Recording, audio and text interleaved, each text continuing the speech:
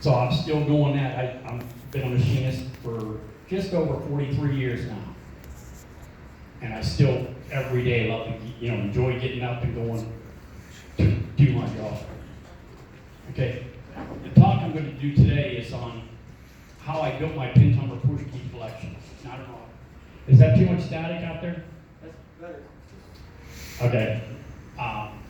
I have the #1 premier collection of pin tumbler push keys. Right now, to this date, there are 2 locks that I know of. A new one, I was down to 1 lock. There are 2 now. Another one showed up in Canada that I do not have. I have every known pin tumbler push key except for 2 locks. My talk is going to be how that collection was built. And it was due to a number of collectors out there that helped me build that collection. Okay, I'm ready. These pictures might be out of order, out of sequence, the way it happened. So this is #1. Okay, this particular padlock has nothing to do with pin tumbler push keys. It actually is how I started collecting padlocks over 40 years ago. I dug this padlock up out of the ground. It's a Wilson Bohannon. It was just a big glob of mud and dirt.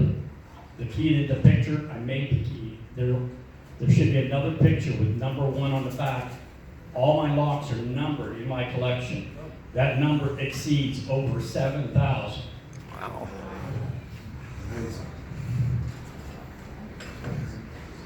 Okay, you'll probably see this picture.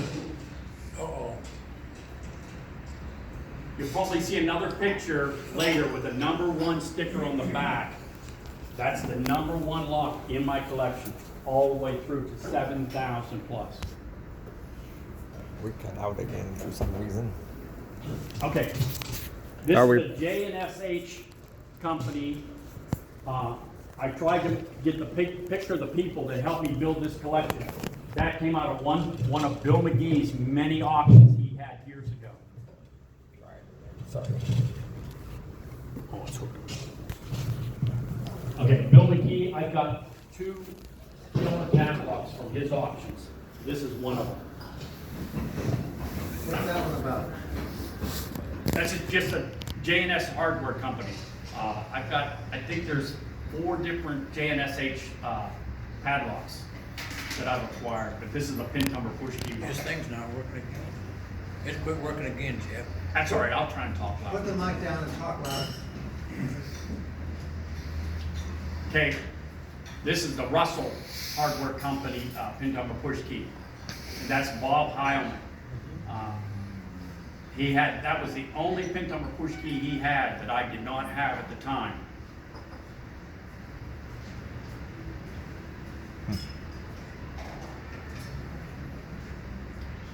Okay, this is Richard Chenovic. He's using that every single show. He is not here this year. I forgot to add the picture of the lock that I got from him. I got the XLRC company lock. He got 2 of those, extremely rare. 2 of them locked together, and we worked a trade deal out. And those are the only 2 that we know of. And he got a pair of them, picked them apart, and we worked a trade deal out to get that particular lock.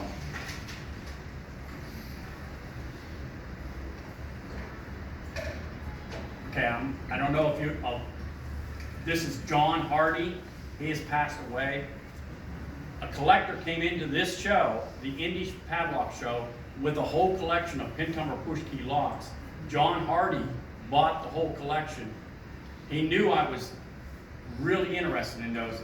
He gave me first shot at choice out of that collection, and I went over to look at them. There was 1 lock in that whole collection that I did not have, and it was the IOA. And I was tickled that he gave me first shot, and I made him a killer offer to get that 1 lock. This collector here, this is a picture of Dan Durga. He was from Michigan. He has since passed away. He ran across this King warded padlock at a flea market. He offered it to another collector before me, and I saw the lock, and I wanted to buy it. He said, I've already offered that to somebody. I told him, I said, if they turn you down on that padlock, I want to buy that lock. An hour after the show, I get a tap on my shoulder, and I turned around. He said, you still interested in this lock? And I said, yes. He said, but you don't know what I want for it. I said, I don't care what you want for it. And I got the second dibs on this. To this day, another one of these kings has not showed up. It's the only one out there. Oh, I lost him. This is Mr. Pentelo. His son was here today buying locks. This is his dad, Mr. Pentelo. He passed away. Leon Pentelo. He used to come to the show with his son all the time, up to about a year or two before he passed away. He had a Mako pin-tumbler push key. He brought it with him every single year to the show. Every year. And he kept showing it to me, Every year I offered him more money for it. Every year he said no. The one year he came to the show and his son was with him, and I said, Mr. Pentelo, I said, you have to have some kind of a figure you have in mind that would tempt you to sell that lock. And his son said to his dad, Dad, you need to sell that lock to him. And he says, okay. He says, I'll take $750 for it. And I said, okay. And I give him $750 to him. That Mako lock is the only one. No one has ever found another Mako.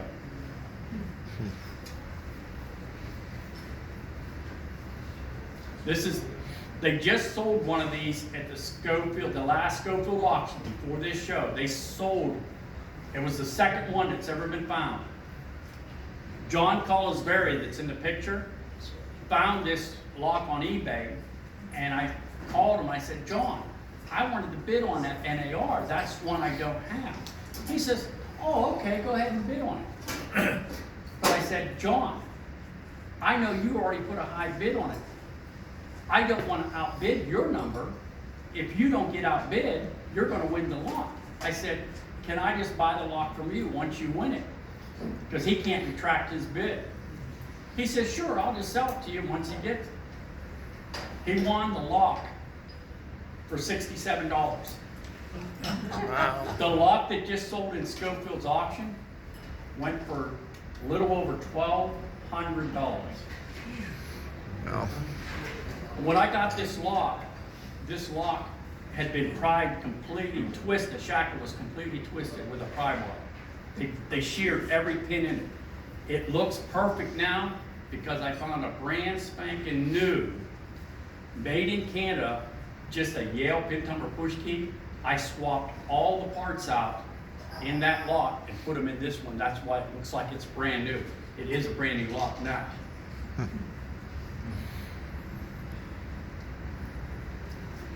Now, does anybody, nobody else. Does anybody recognize who that is? It's Neil. That is Neil Pilot. He was a bigger collector of pin tumbler push keys before I started collecting them. He was the main guy to go to on pin tumbler push keys. Without Neil,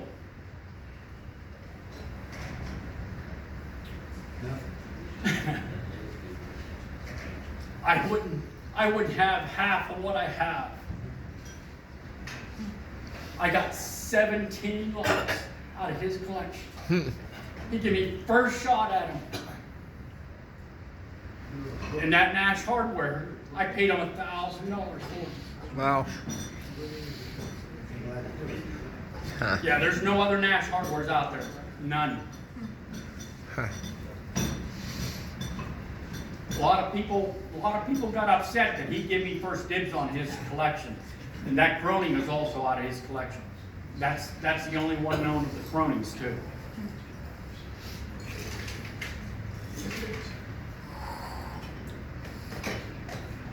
Now this Sinclair was a brand new one too. it showed up on eBay. And I jumped all over that one, because it's a new one, it was an unknown one at the time. There's the #1 lock. It still has my original sticker on the back. I put stickers on it or tags if they, with a tiny lock, I number it with a tag, you know. There's 2 favorite locks in my entire collection. And it'd be a toss up between this lock and I got a prototype, we think it's a prototype, a Bramble lock. It doesn't work like a normal piston or push key. This lock has a huge story behind it. This actual lock belonged to Dale Miller. I don't know how many people remember Dale Miller. I had him bring that to the show one time so I could get a picture of it, so I can make it on a card out, my business card out, looking for this particular lock. When he brought it to the show, I made him an insane offer to buy it. I wanted it. He turned me down, believe it or not. I mean, it was an insane amount of money. So anyways, I get a phone call one day and somebody said, did you see this auction coming up out in, I think it was Alabama or it was in Arkansas? Arkansas. Was it in Arkansas? And they sent me some pictures of these locks. This lock was in one of the groups of pictures.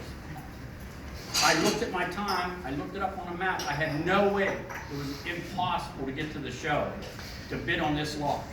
This came up in an auction. I got the auctioneer's phone number, personal phone number. I called him that night. I said, I want to leave a bid on this lock. He said, yeah, we do that all the time. He goes, okay, what's your number? I said, no. I said, I want to buy that lock. He says, okay, I understand. Well, what's your max bid? I said, no. I said, when your hammer goes down, I want my name next to that lock. And he was hesitant on doing it. I said, trust me, you're going to get a credit card number, and you're going to see the balance on what I could bid on that card. I'm not buying the whole auction. I'm buying that lock. It was the highest thing sold at that auction. That padlock. That, to this day, that's the highest lock I've ever paid money for. And I ended up paying more than I offered Dale Miller for that lock. It's the only one known of that lock. And he's the only one that ever had that lock. At the beginning, I told you I needed 2 locks. There's one of them. So somebody's got it. I know who has that one, and I've offered them insane. I did trade, offer, no. You can offer somebody 4 figures, and if they turn it down, you know they're not going to sell it.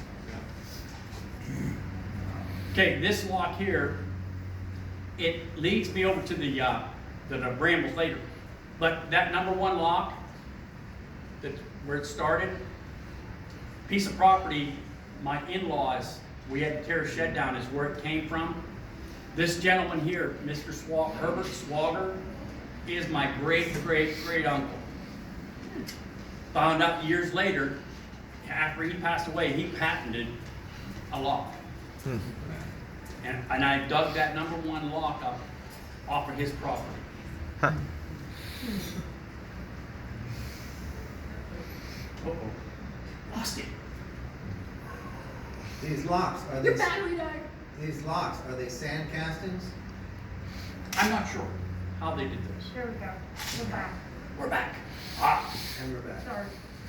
this is the #2 lock. We're between that Orville Brothers and this Bramble lock. Does everybody notice where the key is? In the middle. In the middle. A gentleman, a fellow collector, sent me pictures. He goes, I've got some pin number push keys you might not have. He sent me a picture. I picked up the phone as soon as I got the picture. I said, and the gentleman I got this from was Rex Eatman. Everybody here knows Rex Eatman. Yeah. He said he had that over 35 years. It never left his house. Never. He never showed it to anybody. If he did, I would not own that lock. I called him up, I said, Rex, the key goes in the center.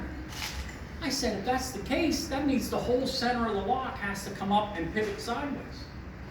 He goes, yeah, how'd you figure that out? I said, well, because Russell and Irwin made a lock that worked like that. He was refused the patent. Bramble was refused the patent on this lock because of that. He was so close to what R&E. I brought my R&E lock to show everybody. I didn't show it, but to show people that R&E made a lock that works exactly like this. How does it work? You push up. The whole shackle lifts up out of the lock and just pivots like this. It's amazing. That's why it's my first or second between this and the Orville Brothers. Believe it or not, I traded a Ganesha story lock plus money to get that lock. That's how bad I wanted that. Oh, there's Rex Eatman right there. Yeah. When I saw that lock, I kept it secret. I told no one about that lock. Because if the word got out, they would have told him how valuable that lock was. There's another, we don't know if it's a prototype or not. That's a different version of a Bramble. Bob Dix and I both saw that on eBay. You know what that turned into, right? That was terrible. That lock on eBay sat there at less than $200 until the last 3 seconds of the auction. And there was only 2 big bids above that, and the seller had to look and shake her head. And then Bob Dix was shocked that he got outbid. I called him up, I said, Bob, and I apologized. I said, Bob, I'm really sorry I had to outbid you on that Bramble. I said, but I couldn't let it go. And he says, I bid really high. I thought I won that lock. I said, Bob, you had no number that was going to touch that lock. I said it was more than 4 figures. I said I was going to own it. Because? That's the only one known. And that was the 4th Bramble. There's 4 different Bramble locks now. Most people collecting pin tumbler push keys have 0. I can count in here right now, I think one hand might go, well, 2 hands counting mine. I think there's only one hand that will go up, Mr. Joe Davidson, that has a Bramble in this room. I was jibber-jabbering about it. How many people here have ever owned a Bramble? There's going to be 2 hands. Is that B-R-A-M? Bramble, B-R-A-M-B-L-E. Who was Bramble? That's the guy, that's the gentleman's name that invented the lock. Ah, That's the patent papers on the Bramble. Now, I did have, I'm hoping we run across it. See where the key, they moved the key to the outside. That's how he cheated. He switched the key from the middle of the lock to the outside of the lock. He goes, here, my lock's totally different now. Nah. He stuck it, and he got it patented. And then that's where all the pin tumbler push keys came from. His patent. Every pin tumbler push key works like that. What's the date on that patent? I think it's 1893 or 1889. I think it might be 1889. Bring the picture back. It's smaller again. Smaller? Smaller, yeah. Drag that with me. Can you read it? Because I can't. Well, I think it's 83. It's either 83 or 93. The other patent paper might say it. can you zoom into the bottom? Pen dates with the top. Oh. Scroll down. Move up. Down? Top of the page. Okay, I can do that. Yeah, it's fuzzy. It's like Jan 7. It might be 93. I'm not sure. I was gonna say, I can't tell. It's hard. It's a little fuzzy. Whoops. Woo! Okay, hold on. Too much information. There we go.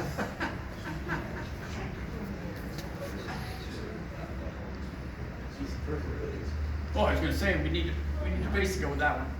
Anybody recognize that? He has not been to a show in many, many years. Sternberger? That's Jeff Stromberger.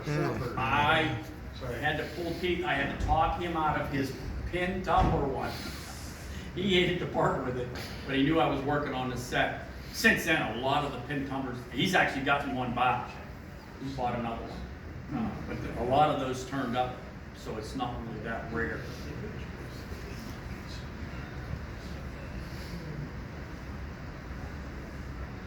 Okay, I think we're at the end. No. That's all I have. Oh. Anyway, I got another one from his buddy Scott Steppens. I got. That's it. That's it. Oh. You didn't get the other patent paper. I didn't get her on there. The other patent paper showed the other brambles where the key was in the center. It's in the patented padlocks book. If anybody has a copy of that, you could look through there and you'll see where Bramble had the patent. He tried to get a patent on the first one and it was rejected. And then he switched it and he actually got the patent, that patent on the pin tumbler push keys. But if you want a big challenge, try and get all the pin tumbler push keys. How many? It can't be done. Roughly how many? How many are there? About 136 totally different of the 2-inch ones.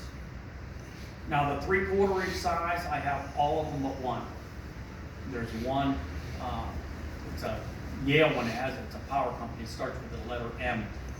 There's one out there and it's floating around. I don't know who has it, or I would own it, but no one's been able to find me one.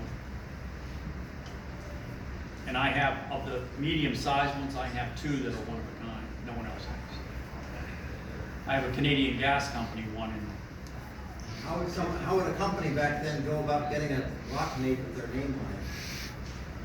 well, back in the day, everybody, all the lock companies, they had salesmen that they made these samples, and they carried them around and cast to companies and say, hey, would you like to work? We can do whatever you want.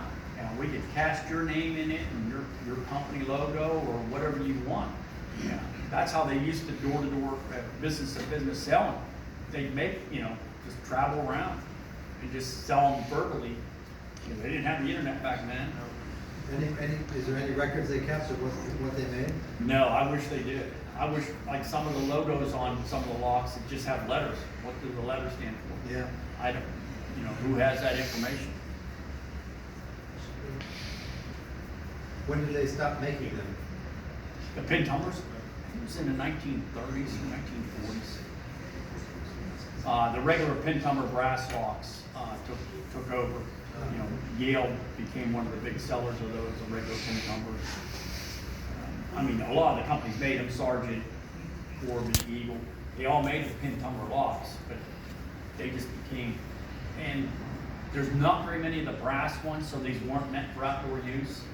You wouldn't use these on sheds, garages, stuff like that. Whereas Yale, they were predominant on making solid brass body locks. You just leave them out there for years and years and years. But even that Wilson Bohannon one, I dug that up out of the ground. It had probably been buried for, I'd say the property was empty for 10 or 15 years. When I found it, it was buried where the coal bin was in the shed. And I saw the corner of it and I dug it up, and it's perfect. When I cleaned it up, it was the day when they made it, and it still worked. And you know how old Wilson Bohannon locks are.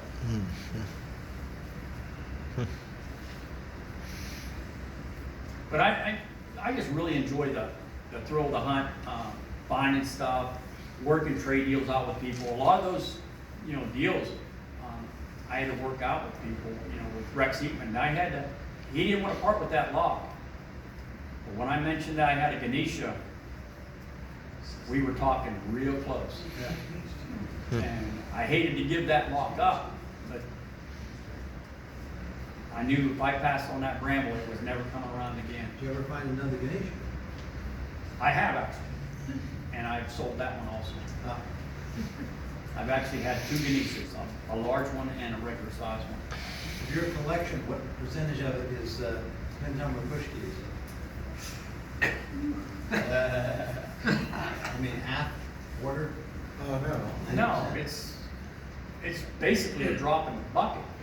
As far as, I mean, if I got over 7,000 padlocks and there's 130, 134, 136, that's just like one collection. 1%.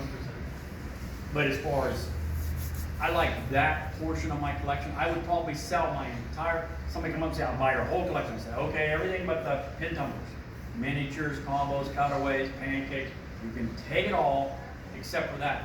Because I worked too hard on it. It was just a labor of love tracking them down. And stuff. But when Neil came to the padlock show that year, he was actually trying to work a deal out with Schofield to auction his pin tumbler push key collection off. Ah, And I heard about that.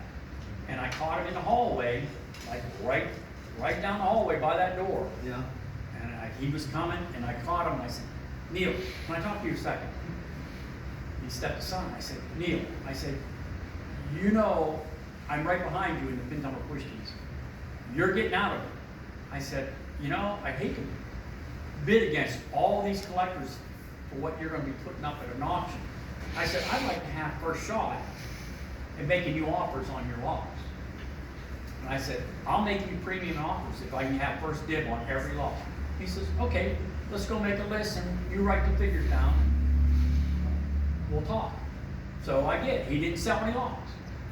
We went up to the room, I made the list, wrote figures down. He totaled it up. I think it was a half hour later. He called me on my phone. He says, you got a minute? I said, yeah, I'll be right down. I went down to his room and he says, I think I'm gonna have to take you up on your offer. He says, if I don't, I'm gonna lose money. I know I'll lose money if I put these at the auction. Because I was offering $1,000 a lock, $800 a lock. For his medium ones, I paid him $500 a piece for every one I did not have. He knew he would not get $500 a piece. There's no way. He walked out of the show that weekend with over $8,000. But, like I said, it made a few people mad because they didn't get a shot at those locks. Yeah. But that show, my list of 15 locks went down to 5. I was looking for 15 locks to have them all, and he brought that list clear down to 5. In just one truck. So without Neil, I would still be looking for locks. There are still some that I got from him that I can't find. No one can find. That Groening, the Nash Hardware, and a few others. He had 2 brass Slaymaker pin tumbler push keys. One has showed up on eBay since I bought them locks. One. Nobody knew that they made it. But Neil had 2 of them. You say there's 2 different sizes that are slightly different? The 2 brass Slaymaker ones, they're different, completely different locks. No, the pin tumbler push keys, there's 2 general sizes? Yeah, there's actually 3. They have the miniature brass ones. I give up on them because there is so many variations of those. Yeah. Railroad ones, military ones. I mean, it's endless. I think there's more small ones, the little 1-inch ones, Yeah. Yeah. than there are of the 2-inch size. But the other medium size are like 1.5 inches wide. There's less than 20 of those Variety. varieties. And the next one up is 2.5? 2 inches wide. That's the standard for miniature? Standard 2-inch wide. But everybody knows that how big my collection is. If anybody can find that Seville lock, Have a picture again? I'd be willing to trade or make you an insane offer on it. Can I see a picture of it again? I don't know which one it was. Yeah, it was towards the end. I think about 4 back from there. 1, 2, or wait, we the other way. Yeah, No, I think no, this is that's- fine, this is going back. We had 2 of that one, I forgot. Okay. Dang it. And There we are. this is Bill? Sergeant made this one. Yeah. It looks like a sand casting. I'm sure it is. Yeah, I have a card made up with that block on it. So And it's still I had a list on the back of that card, which ones I was looking for. Uh-huh. That list has completely been wiped out except for just that. Is it still a flat key, No, that's actually the sergeant, milled key? a milled key on that one. The pin number- That one's actually fairly new because I see some of those, I don't know if that's the 1914 patent date on that particular model or not. Where'd you get this picture? From John Schumont, the collector that has this lock. I had him bring it to the show so I can get a picture of it. But that was the only thing, when I started collecting padlocks, I did draw the line for one category like a lot of people. If there was a padlock I bought, it was Yeah. miniature, I want to take it home. Combo, I want to take it home. Cutaway, yeah, might as well. Pancakes, why not? You know, so it was virtually endless. Tell me about it. But I didn't know at the time that there were so many pancakes because I hunted for years. They're in a book. Why can't I find any? I've been collecting years and years. It was many years before I found my first one. And the first one I found, it wasn't a 6-lever, it was an 8-lever.